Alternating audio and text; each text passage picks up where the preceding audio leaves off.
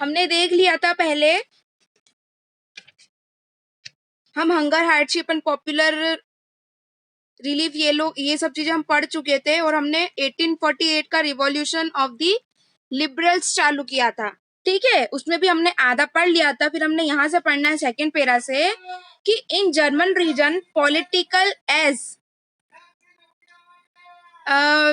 तो आप लोगों को पता है जहां पर मिडिल क्लास प्रोफेशन के लोग थे, जैसे कि बिजनेसमैन हो गए, आर्टिस्ट हो गए, टीचर्स हो गई, ठीक है, तो ये जो था वो इन लोगों ने स्टार्ट किया। तो उस टाइम पे क्या हुआ, उन लोगों ने डिसाइड किया कि वो लोग जर्मन नेशनल पार्टी को वोट देंगे। ठीक है, फिर उन्होंने जेएनपी को वोट दे दिया। फिर अब 18 मई 1848 को उसमें से 831 मेंबर्स को उन्होंने इलेक्ट किया, और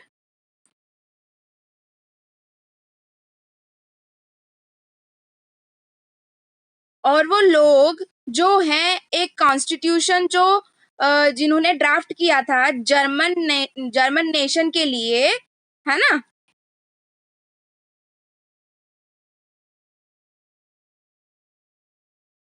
यहाँ से थोड़ा सा ट्विस्ट आ गया था कि पार्लियामेंट जो थी वो डोमिनेट करने लग गई थी उन्हीं लोगों को, जिन लोगों ने क्या किया था, उन लोगों को यहाँ तक लाया था, है ना। तो फिर क्या हुआ, क्योंकि जर्मन नेशन पार्टी ने इलेक्शन जीत लिया था, पर जितने भी उसके अंदर मेंबर्स थे वो सब क्या थे, मिडिल क्लास के लोग थे, है ना। तो उस पार्टी में सारे के सारे ही मिडिल क्लास के लोग थे, पार्लियामेंट में सारे मिडिल क्लास के लोग थे। तो वो जो था कि वो उनको डोमिनेट करने लग गए थे, मिडिल क्लास के जितने भी लोग थे। तो उन लोगों ने क्या किया कि उन्होंने रेजिस्ट किया, है ना, डिमांड किया कि वर्कर्स ने और आर्टिशियंस ने कि हमको हमारी नीड्स फुलफिल करो। तो वर्कर्स का और आर्टिस्ट का, जिन लोगों ने मतलब जिनकी हेल्प से वो लोग यहाँ तक पहुंचे थे, उनकी डिमांड उन लोगों ने नहीं मानना बंद कर दी। इन लोगों ने फिर उन लोगों ने बोला कि हम लोग जो है अपना सपोर्ट हटा लेंगे, अगर आप हमारी डिमांड पूरी नहीं कर सकते हो तो हम हमारा सपोर्ट जो है वो हटा लेंगे। और इन लोगों ने एट अ टाइम उनका सपोर्ट हटा भी लिया। ठीक है, इससे क्या हुआ फिर कि जो सैनिक जो थे, वो लोगों के पास में वापस से क्या चली गई, पावर चली गई, और नेशनल असेंबली जो बना हुआ था वहां पर, वो वापस से हटा दिया गया, मतलब हट गई वहां से वो चीज। तो जो भी इन लोगों ने इतनी मेहनत की, इतना सब कुछ किया, सब क्या हो गया, बर्बाद हो गया, सब वैसे का वैसे जीरो पे आ गया, है ना। लेकिन कुछ चेंजेस आए। अब वो चेंजेस क्या थे, बहुत सारे चेंजेस आए जो वापस से मोनार्की, मतलब मोनार्की लोगों का जो शासन था, मतलब राजा रानियों का जो शासन था, वो आ गया था। तो उन लोगों ने क्या सोचा कि अब हम लोगों को क्या करना है, सोच समझ के कुछ भी चीजें करना है, नहीं तो क्या होगा कि ये लोग वापस हमारा अपोज करेंगे। अगर हमने इन लोगों को परेशान करा तो ये हमारा अपोज करेंगे, और ये लोग हमारे लिए खड़े हो जाएंगे अगेंस्ट में। तो इन लोगों ने फिर समझदारी से काम लेना चालू किया, जैसे कि serfdom and bonded labour was abolished. Upper section के जो भी लोग किसानों को डोमिनेट करते थे, काम करवाते थे, फोर्सफुली काम करवाते थे, वो सिस्टम इन लोगों ने क्या कर दिया, खत्म कर दिया। ठीक है, फिर इसके बाद में सेकंड चेंज आया कि ग्रांटेड ऑटोनोमी टू हंगरियंस, मतलब अब जो है कि लोग अपना सेल्फ गवर्नमेंट कंट्री बना सकते थे। ठीक है, कोई बंदिशें नहीं थी। सबसे पहले हमने देखा था जर्मनी के बारे में, पहले ही हम पढ़ चुके थे कि वहां पर जितने भी जीएनपी पार्टी जीत चुकी थी और मिडिल क्लास के लोगों ने उनको जिताया था। लेकिन वो लोगों ने क्या करा, बेवकूफी के कारण अपनी पावर उन्हें गवा बैठे। फिर उसके बाद में मोनार्की ने दबा दिया, है ना। तो क्या ये लोगों ने हार मान ली थी, क्या नहीं मानी थी इन लोगों ने। इन लोगों को सपोर्ट मिला किसका, जमकर्स और प्रशिया का। ठीक है, जमकर्स और प्रशिया का इनको क्या मिला, सपोर्ट मिला। तो क्या हुआ कि जो प्रशिया जो है ना, डिक्टेटरशिप जो है वो प्रशिया के हाथ में आ गई। ठीक है, और वहां से नेशनल यूनिफिकेशन, अब जर्मनी को जो है अलग से कंट्री बनने का या स्टेट बनने का मौका मिला। तो उस सोच में जो ये लोग मूवमेंट को चला रहे थे, आगे ले गए थे, अब वो चीफ मिनिस्टर कौन थे, Otto von Bismarck. Otto von Bismarck जो थे वो इस मूवमेंट को क्या कर रहे थे, लीड कर रहे थे, ठीक है। तो ये इस मूवमेंट को आगे ले जा रहे थे। 3 लड़ाइयां मतलब हुई, जिसमें जो लड़ाइयां 7 साल तक लड़ी गई। किसके साथ? ऑस्ट्रेलिया के साथ में, और डेनमार्क के साथ में, और फ्रांस के साथ में, है ना। तो एंड में क्या हुआ, प्रशिया के पास प्रशिया के पास में सिंपल सा बोले तो एक गोली बची, उसने उस गोली से तीनों पे निशाना लगाया और तीनों भाग गए, है ना। मतलब इन लोगों के पास से उसने पावर छीन ली। फिर अब क्या हुआ, तो जनवरी 1871 में जनवरी 1871 में प्रशिया के किंग किसको बना दिया, विलियम वन को जर्मन का राजा घोषित कर दिया, ठीक है।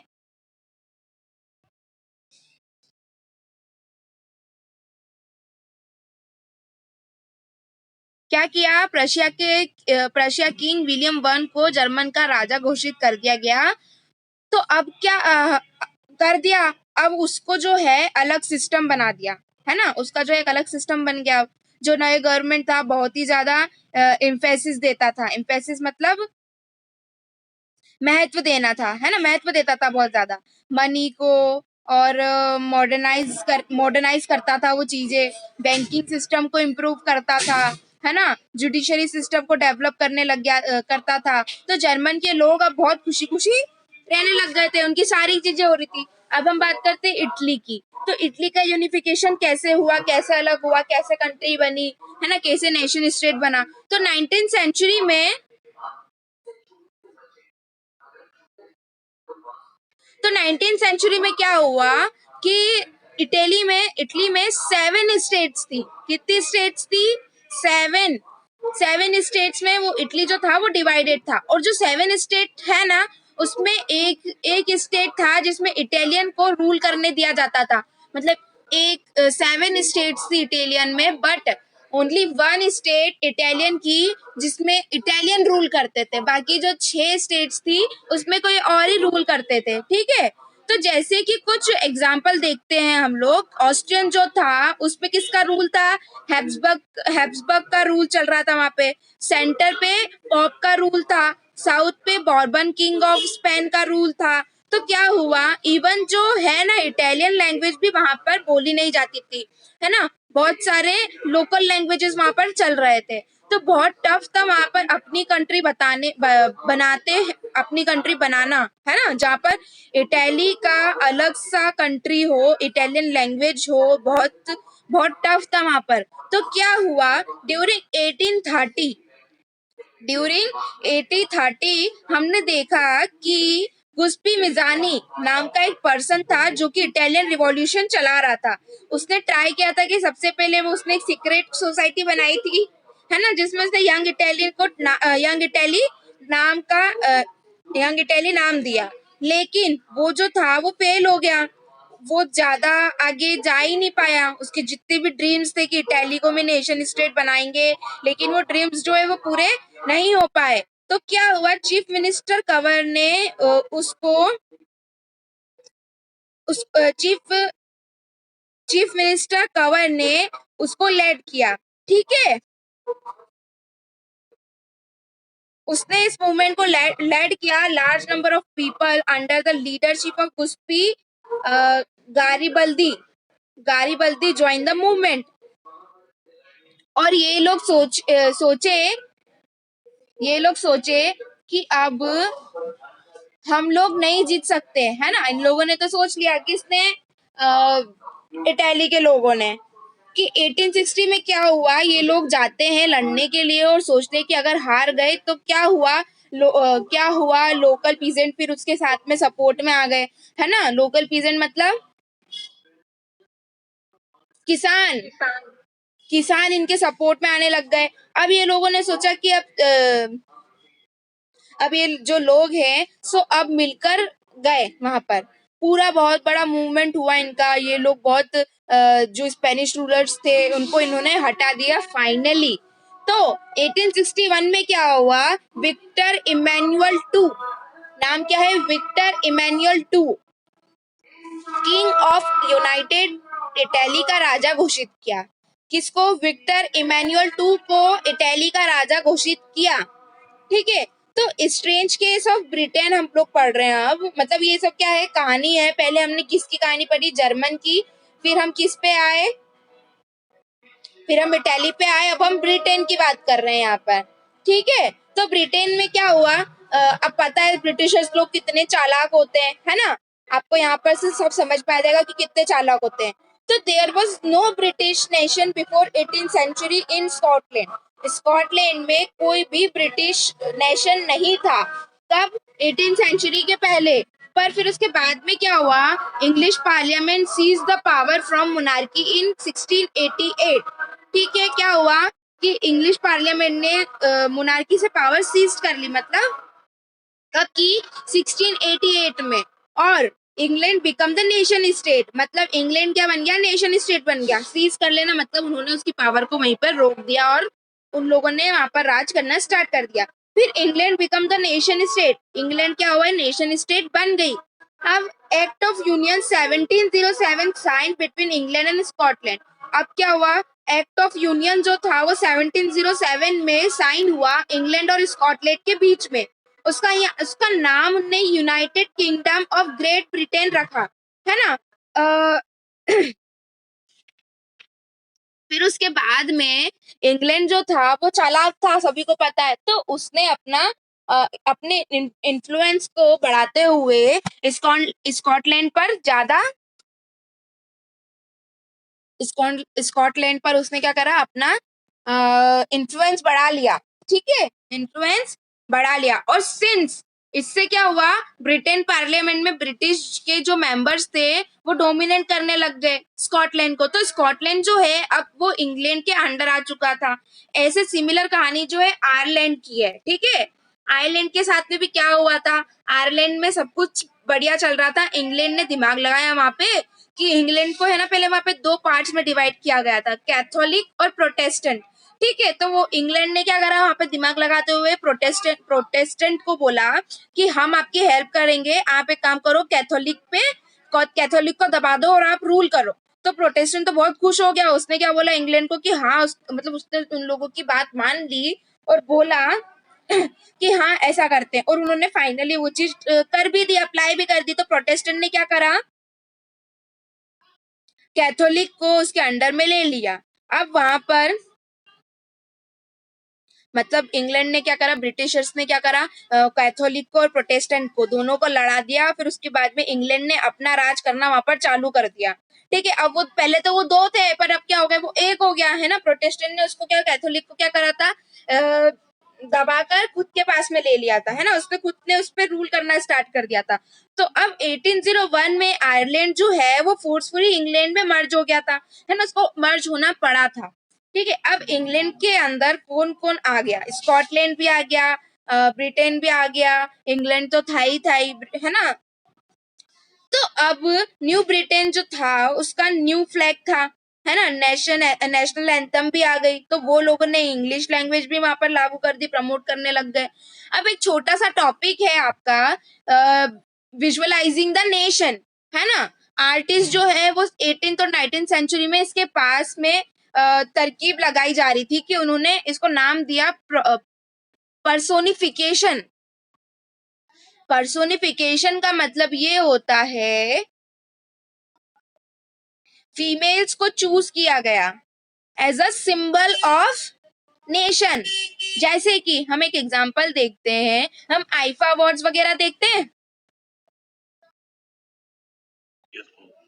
तो आईफा अवार्ड्स में क्या होता है? किसी को भी अगर अवार्ड मिला है तो उसको कैसा अवार्ड मिलता है कि एक लेडी बनी हुई होती है जिसका साइन ऐसे हाथ जो है अप होता है, राइट?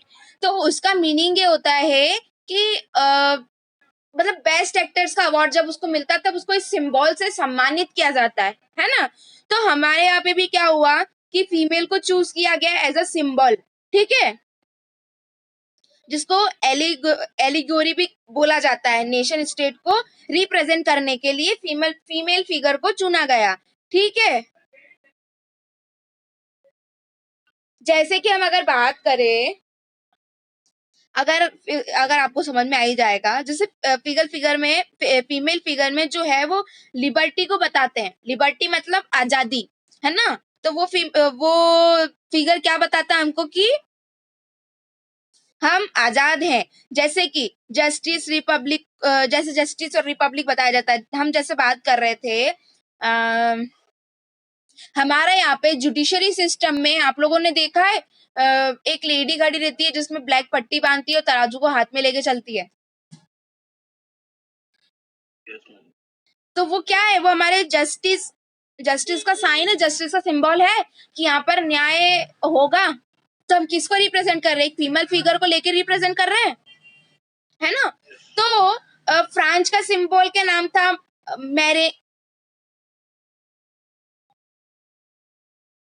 मैरियाना, ठीक है। फिर जर्मन की कौन थी? जर्मेनिया।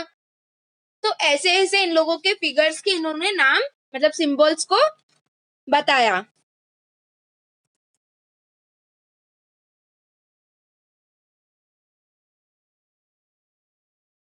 अब हमारा लास्ट टॉपिक है नेशनलिज्म एंड इम्परलिज्म, ठीक है। हमको इसका मीनिंग पता है नेशनलिज्म का, कि देश के प्रति प्यार, हमारे कल्चर के प्रति प्यार, हमारी हिस्ट्री और हमारा ये सब। हम जो इम्परलिज्म है वो उस डेफिनेशन को थोड़ी सी मैं लेट बताऊंगी, आप लोग अभी पढ़ते जाओ, समझ में अपने आप आ जाएगा। तो बल्कान्स में क्या हुआ, हम बल्कान्स की एक स्टोरी देखते हैं, ठीक है। बल्कान्स में मॉडर्न डे के हिसाब से बात करें तो बल्कान्स में कौन कौन था? रोमेनिया था, बल्गेरिया था, अल्बेनिया था, ग्रीस था। आगे कुछ वर्ड्स जो है वो कॉम्प्लिकेटेड है, सो हम लोग उसको पढ़ने वाले नहीं है, वो सिर्फ आपको खुद रीड आउट कर लेना। तो बल्कान्स जो था वो ऑटोमैन एम्पायर के अंडर था। किसके अंडर था? ऑटोमैन एम्पायर के। तो धीरे धीरे सब एक दूसरे से जेलिस फील करने लगे, है ना, कि ये लोग चाहते थे कि ज्यादा से ज्यादा टेरिटरी इनको चाहिए थी, ठीक है। और धीरे धीरे लोग जो हैं वो अलग होने लगे। जो कि इतनी अच्छी स्टेट थी, सब चेंज हो गया, सब इंडिपेंडेंट, अपने आप को इंडिपेंडेंट डिक्लेयर होते गए। तो यहाँ पर जो माहौल बना हुआ था, कुछ लोग वहां से बहुत अट्रैक्ट हो गए। कौन कौन हो गया? रशिया, जर्मन और इंग्लैंड और ऑस्ट्रो हंगरी। ये लोग क्या हो गए यहाँ पर पे अट्रैक्ट हो गए इन लोगों से, ये जो भी माहौल चल रहा था यहाँ का। और सब चाहते थे कि अपनी पावर एक्सटेंड करे इस एरिया में। इसको बोलते हैं इम्परलाइज्म, ठीक है। मतलब पावर को एक्सटेंड करना मिलिट्री का यूज करके पर्टिकुलर रीजन पे, ठीक है। क्या होता है? पावर को एक्सटेंड करना मिलिट्री का यूज करके किसी भी पर्टिकुलर रीजन पे, ठीक है। तो क्या हुआ कि बल्कान्स एक था और ये चार लोग थे, जर्मन, इंग्लैंड, ऑस्ट्रो हंगरी जो थे। तो ये लोगों ने क्या करना चालू किया? एक दूसरे में ये लोग लड़ाई करना चालू कर दिए, है ना। एक दूसरे में ही लड़ने लग गए। और इन्होंने क्या करा? First world war. अब एक बात बताओ, कोई एक चीज है ना, बल्कान्स एक था और इसके चाहने वाले चार थे। कौन? रशिया, जर्मन, इंग्लैंड और ऑस्ट्रो हंगरी। तो ऑब्वियसली अब एक चीज है, वो तो चारों में तो जाएगी नहीं, और चारों पावरफुल हैं। तो क्या होगा? इनके बीच में खतरनाक तरीके से लड़ाई होगी, है ना। अगर आपके पास एक ही चॉकलेट है, खाने वाले 4 से 5 है, ठीक है, तो उस चीज के लिए तो लड़ाई तो होगी कि नहीं, मैं खाऊंगा, कोई शेयरिंग करके कोई चीज तो होती नहीं है, ठीक है। एग्जैक्टली यहाँ पे वही चीज हुई। तो फर्स्ट वर्ल्ड वॉर यहाँ पर स्टार्ट हो गया। तो बहुत सारी कंट्रीज जो थी वो क्या हो गई? कॉलोनाइज्ड बाय यूरोपियन पावर्स, मतलब कि कब्जा, उन्होंने बहुत सारी कंट्रीज पर कब्जा कर लिया यूरोपियन ने, क्योंकि उनकी पावर क्या थी? बहुत ज्यादा थी। फिर उन लोगों ने, पीपल्स ने क्या किया? इसका अपोजिंग करना चालू किया। किसका? इम्परलाइज्म का।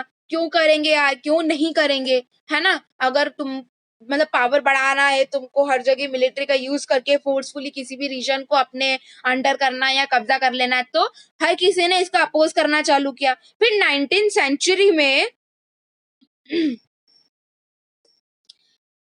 यहाँ पर क्या हुआ? 19th सेंचुरी में सब लोग जो थे वो लोग बोले कि हमको मिलिट्री की पावर से मत दबाओ, है ना। फिर यहाँ पे क्या आया? एंटी इम्परल मूवमेंट, मतलब कि हमको ये नहीं चाहिए, क्या नहीं चाहिए? इम्परलाइज्म नहीं चाहिए, इसका सबने अपोज किया। सेकंड जो आया वो क्या आया? नेशनलिज्म आइडिया स्टैंडर्ड स्प्रेडिंग, मतलब जो नेशनलिज्म का आइडिया था वो हर जगह फैलने लगा। फिर all wanted to the nation state, मतलब सबको क्या चाहिए था, खुद का स्टेट चाहिए था सबको। ठीक है, इतने में किसी को कोई डाउट?